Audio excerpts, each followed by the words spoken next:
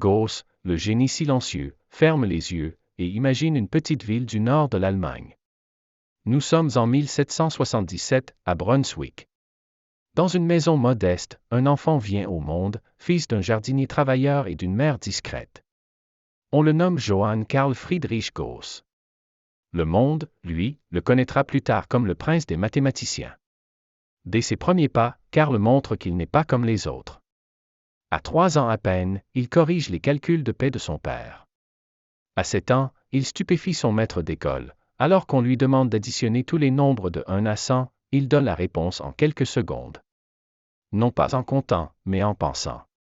1 plus 100 égale 101, 2 plus 99 égale 101, encore et encore. 100 nombres, 50 paires. 50 fois 101 égale 5050.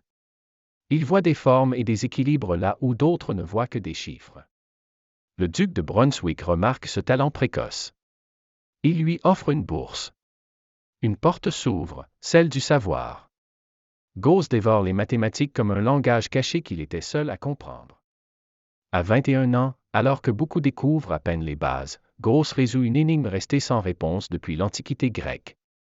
Il démontre que l'on peut construire un polygone régulier à 17 côtés avec seulement une règle et un compas. C'est plus qu'un théorème.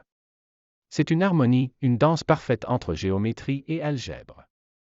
Cette même année, il publie son premier chef-d'œuvre. Disquisition Arithmeticae. Un traité révolutionnaire qui pose les bases de la théorie des nombres modernes. Son influence se fera sentir pendant des siècles.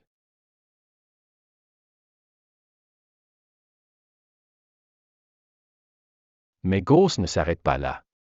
Il se tourne vers les étoiles, et avec une précision stupéfiante, il calcule l'orbite de la planète naine Cérès. Il explore la forme de la Terre, en repoussant les limites de la géodésie.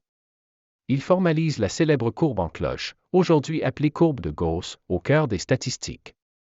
Il jette même les bases de l'électromagnétisme et de la géométrie non euclidienne. Mais malgré tout cela, Gauss ne cherche pas la gloire. Il publie peu. Il doute souvent. Il préfère le silence à l'inachevé.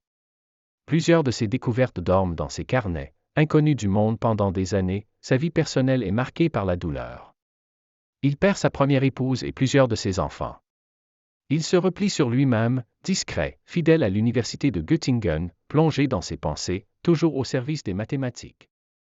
En 1855, à l'âge de 77 ans, le génie s'éteint. Calmement. Sans bruit. Mais derrière lui, il laisse un monde transformé. Alors ce soir, en fermant les yeux, souviens-toi. Parfois, les plus grandes révolutions naissent dans le silence. Dans l'esprit d'un enfant.